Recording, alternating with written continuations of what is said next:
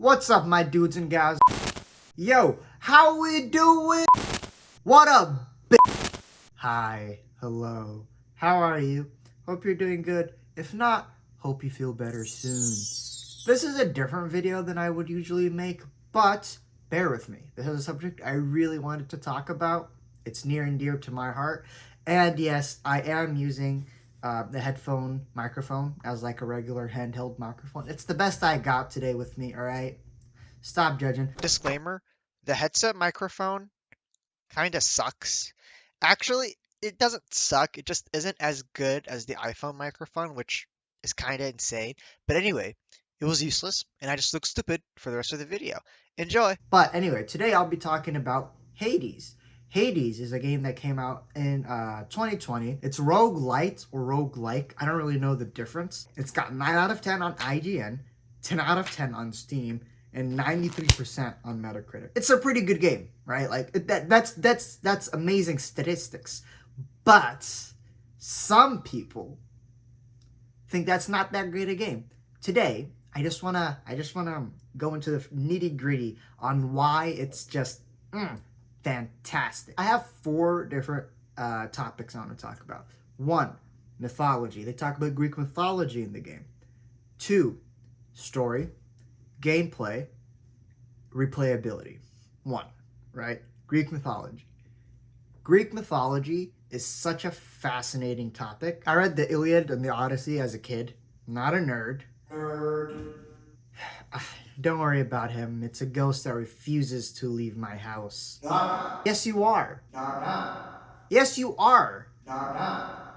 Yes, stop trying to gaslight me into believing you're not a ghost. Fine. Nerd. How am I a nerd? You enjoyed writing the script for this video. How? You know what? I need to get back to the video. You're right. I need to get back to the video. As I was saying, I like Greek mythology. The Percy Jackson series by Rick Riordan, easily one of my favorite book series of all time. It's such a fascinating book. It's a nice book, okay? I like it. All right, stop judging, please. Plenty of interesting creatures in Greek mythology. All right, we got Pegasus, Cerberus, Hydras, Griffins, Echidna, Typhon, Minotaur. Stop listing monsters. It's boring. Alright, fine. Nymphs. I said stop listing monsters. I did. These are technically creatures. If these count as monsters, so does every other fantasy race. Dwarves, elves, gnomes, hobbits. Come on. Even humans. Well, humans are definitely monsters. Thank you. Satyrs, dryads, hecatonchires, which are creatures with 100 arms and 50 different faces. There's also plenty of heroes in Greek mythology. These less interesting, but we got Odysseus, Perseus, Jason, Achilles. Stop. Ignoring him. Minos, although not really a hero, more like a villain. Ariadne, also not really a hero, more like a side character that helped Theseus. Theseus and Hercules, most obviously, although the story about him is pretty messed up. And so many famous gods, famous, pretty broad, so many interesting gods.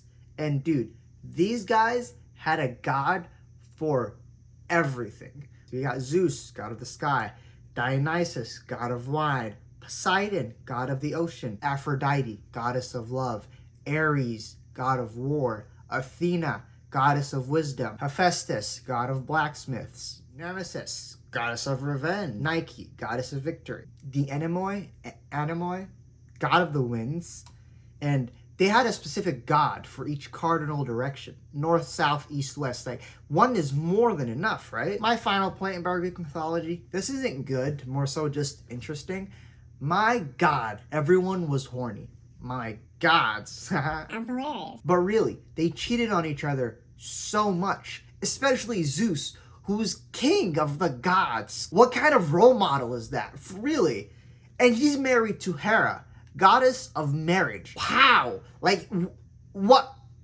How? How'd they write this? Like, just don't, just don't. I don't want to say the word because it makes me uncomfortable, but you know what I'm trying to say. Just don't, you know what I mean? Just don't.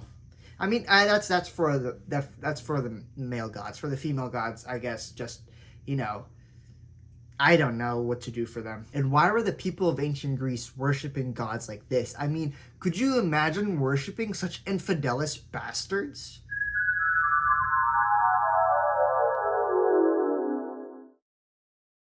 Yo, who are you worshiping? A hermit of Zeus. Didn't your wife cheat on you with Zeus? Yeah. Dude, you're so lucky. Yeah. Yes, if you worship me, I too shall sleep with your wife. Of course, my lord. I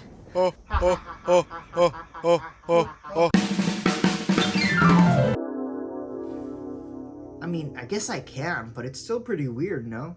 Also, if you want to know what a herm is, you should look it up. It's pretty funny. Anyway, moving on to the story of Hades.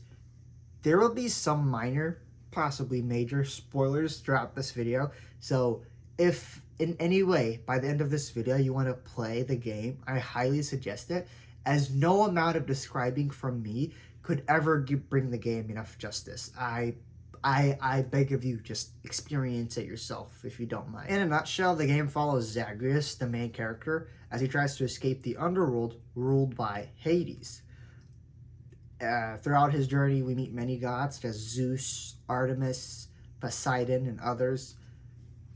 That's the story in a nutshell, but there's so much more to it. Again, I don't want to spoil too much just in case. Supergiant Games, creator of the game, are able to take aspects of the game and able to flesh it out in such interesting ways, such as Sisyphus and his boulder, who has to take a boulder up a hill and it rolls back down, but he has to do it anyway because that's his punishment for eternity. Or Theseus and the Minotaur. We also have so many great characters. We got Cerberus, best doggy, Nyx, goddess of night, Megara, one of the Furies in service to the god Hades, Hypnos, god of sleep, and Thanatos, god of death. All of these characters are fantastic and fully fleshed out. None of them feel like your generic NPC that you might meet in an open world game and then immediately forget the name of. An open world game in this game, not same thing to compare by, but still, my point still stands. Not every character is integral to the story, but every single character has meaningful interactions with Zagreus, and they actually have, for lack of a better word, meaning to them. Like Hypnos, he's a lovable goofball that sometimes says the wrong thing, but you know he means well, and so you can't get mad at him.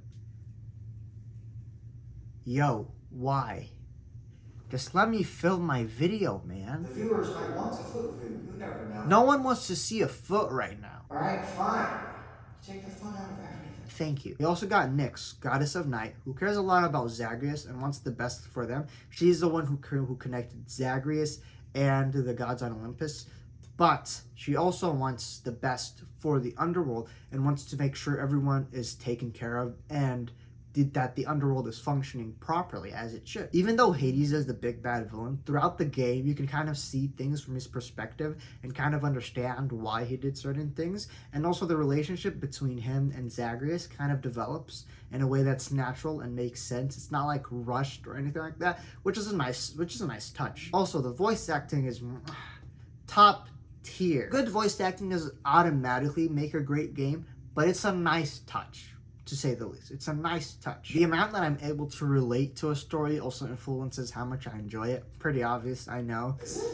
Yeah, it is. To me, at least. The story is pretty much about Zagreus trying to figure out who he is. Kind of spoilers, but the person he thought was his mom isn't really his mom, so he's trying to escape the underworld to find his birth mother. To me, at least, he just doesn't want to do what he's supposed to do, and he's trying to figure out what to do and also get some answers along the way. Obviously not at the same level, but I'm so lost in life, and I'm just so clueless to what's happening that I'm just flailing about trying to figure out what to do. But what makes the story so great is that isn't the only thing you can take away from the story. To other people, the biggest understanding might be how bad the relationship between him and his dad was, but through communication and understanding how much better they're able to make it. To others, it might be that perseverance doesn't really always lead you where you think it's going to lead you, but it always leads to a result that you can be proud of. And I have to play the game to understand that. Basically, the game isn't one note and it's nuanced, and I just really, really love that. Alright, let's move on to the gameplay. Just a quick rundown of the gameplay. The game is an isometric view, not technically 2D or 3D. It's like a fixed camera point, but it has depth and everything to it. Not having to worry about the camera is actually pretty well, so as this is a game where you have to dodge a lot and all that. Been playing Elden Ring and Sekiro recently, and the camera is basically a second boss. Masochist. How am I a masochist? Well, Wait, no, don't answer that, please. Also, to a specific person, not everything new has to be 3D, okay? I'm calling you out right here, right now, if you're watching at least. So this game has a pretty consistent gameplay loop. You run through the same biomes each time and whatnot. At the start of each, I'll just call them runs. At the start of each run, you get to choose from one of 6 weapons. You leap out from your balcony, as you do, and you start in Tartarus. You have to reach the end in one fell swoop, and if you die, you just restart from the beginning of the run. You progress through 3, technically 4 biomes. You fight through hordes of enemies in chambers. There's a specific number of chambers in each biome, and at the end of each chamber, you get a reward that either helps you in this run or in the runs afterwards. We got boons from gods. Darkness basically increases your stats, and hammer upgrades, which are upgrades for your weapon, although it only lasts for that specific run, and there's more as well. like what? How do you not know? You've been watching me for hours just to make fun of me, Yeah, but I wasn't paying attention then. and now you want to pay I attention. guess, kind of, yeah. Well, I'm not going to explain it right now because I don't want to spoil it for the viewer. Each run, on average, if you're reaching the last biome each time, is about 30 to 40-ish minutes if you're taking your time. That might not seem a lot, but there's so much to do in each run that it just keeps it fresh each time. Let's start off with boons. A boon is a reward given by a god or goddess that changes your gameplay in some way. I suppose I should explain the player's movements before explaining boons. Idiot. I'm not dumb. I'm absent-minded. There's a difference. Not to me, there isn't. Well, I don't care what you think. Ow, that's kind of hurtful, you know? I mean, in this instance, don't try to emotionally manipulate me right now. The gameplay mechanics are pretty basic. You get a basic moveset. You get a regular attack. You get a special attack. You get a dash. You get a cast. Casts are kind of difficult to explain, but think of it as like a throwable projectile. Everything you throw is a projectile. Just think of it as something you can throw. And calls, I'll get back to that one in a second. That's it for the moveset. Back to the boons. As I said before, each boon changes gameplay in some way. Let's take, for instance, Athena. Her boons are based around deflection. One of her boons is that for your dash, you can deflect attacks and projectiles. Pretty nice, actually. But also, there's another boon that she gives that just decreases the amount of damage you take. So it's not just moveset. It also can affect other gameplay aspects as well. A call is basically a super special attack that you get from a god. Using Athena again, her call lets you become impervious and deflect attack for a few seconds. You can get boons from 9, actually, technically 10 gods, and you can mix and match them. You get legendary and duo boons. Legendary boons are pretty self-explanatory. Oh my god, just stop, please. You can't make me. That's true. A duo boon is a boon you can get from 2 gods that either enhances the effect of a previous boon or it introduces a new effect entirely. You start off with 1 weapon in the beginning of the game, but as you progress further along, you can unlock 6. We got Stygius, the sword, Varatha, the spear, Aegis, the shield, Kranakot, I think I'm pronouncing that correctly, the bow, Malphon, the twin fists, and Exegryph, the adamant rail.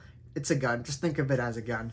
And each weapon feels so unique and has a specific moveset tailored just for it. It's fantastic. To add on to that, each weapon has different aspects. I don't want to spoil everything, but an aspect basically changes what the weapon can do. It might add a new effect, or it might change a moveset or something like that. Pretty nice variety. We also get hammer upgrades. Like weapon aspects, they can change what the weapon can do, but it's for that specific run only. And there's so many hammer upgrades that are specifically tailored for each weapon, which is pretty nice. I know I'm sounding like a broken record at this point, but still, that's just nice variety. It's so much variety. Yeah? Okay, so we got boons and weapons and hammer upgrades. We also got keepsakes, but I'm not going to talk about that right now. This might seem like a lot, maybe, but the game introduces everything naturally, so it's never overwhelming or too much to handle. The gameplay loop being so short actually helps because you can constantly try out different weapon aspects or see how well a boon meshes with the weapon, and there's so many fun builds to try because even me, having 153 hours into the game, still haven't found all of the good builds. Not just all of the builds, period, all of the good builds. That just shows how much variety there is to try. And I kind of want to play right now. Hades 2 came out recently. I can pause the video really quickly and just... Focus on the video, Neymar. True. Thanks for keeping me focused. Yeah, no problem. Moving on to difficulty. The game is a roguelite, or is it roguelite? Basically, you're meant to die, which kind of sucks, but you're supposed to get better after each death and progress farther in the game. Upgrades can help with this progress, but you have to get better at the game to progress farther. Kind of obvious, I know, but still, I thought I just needed to point that out. The difficulty curve in this game is also really nice. It's like almost linear for me, at least. It doesn't start off super easy, then become super hard all of a sudden, or vice versa. It kind of ramps up as you progress, and you can kind of see that progression through each run, which is really nice. It's not just the bosses that get difficult, it's also the regular enemies. Like in each biome, you encounter different enemies, and they use different attacks, which is very annoying in their own equally unique ways. The difficulty also made it so that it was very satisfying when I beat the first boss, but when I beat the second boss, I felt so much better. And if you get super good at the game, I'm not at that point yet, but if you get super good at the game, you can change the difficulty of the game in a very interesting way. Simply put, further along in the game, you get something that allows you to change certain aspects of the game, like more enemies, increased damage, less time, stuff like that, and you get rewarded for this. So it's not just pointless. You get actual rewards for it for the game. Obviously, you don't get actual money or anything like that. I don't know why I had to state that out, but everybody here should know that. And inversely, if the game is too hard for you, you can just decrease the amount of damage you take. And it doesn't take away from anything. Like, you don't get less rewards or anything like that. So it's not punishing you for being bad at the game. It's actually helping you. And you get better at the game that way. I have a certain criteria that I judge games by. Difficulty, kind of story, gameplay, characters, and replayability. Some of these are pretty self-explanatory. Obviously, you want good story, you want interesting gameplay mechanics, and you want fully fleshed out characters. Fleshed out is a very interesting way of saying that, but you know what I mean. For difficulty, I don't mean I enjoy super difficult games like Elden Ring or Sekiro. They're their own level, and this game isn't even on that level at all. More so, I'm talking about, I want to know that I've gotten better at the game, and not just because I have more stats than before or something like that. I want to know that I can attack more and hit less. I want to know the boss's attack patterns in and out.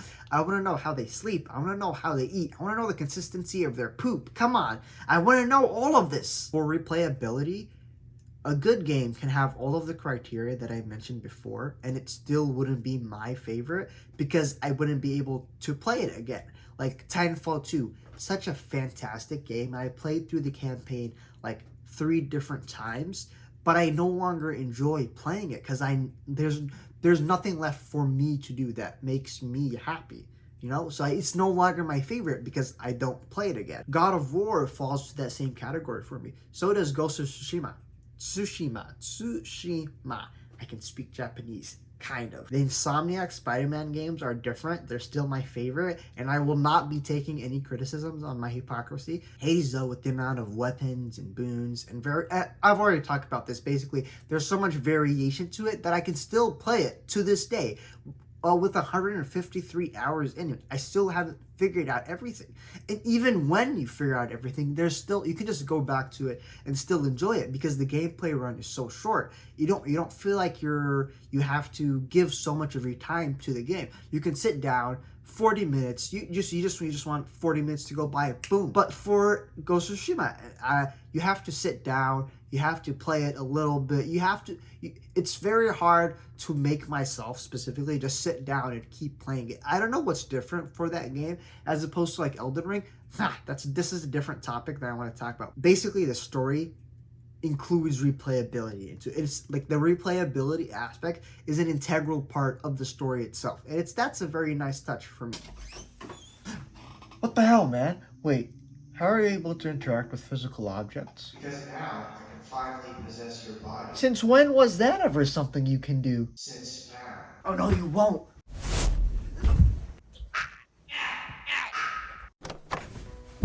Has this ever happened to you? Have you ever been in danger of ghost possession? Well, do I have just the solution for you? Yeah. Yes. Introducing Hades, the video game, guaranteed to get rid of any ghosts in your life.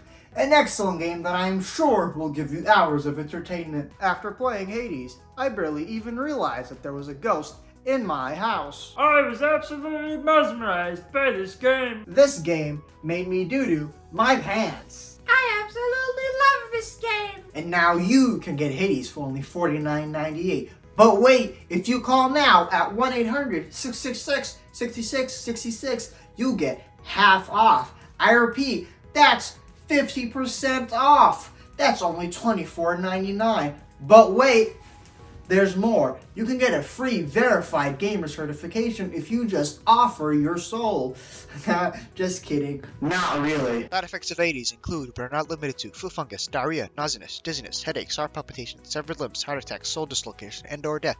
Please consult a doctor to see if Hades is right for you. Call now at 1-800-666-6666 to get Hades half off, plus a gamer certification just for the cost of your soul. I repeat, that's 1-800-666-6666. Shipping and handling not included.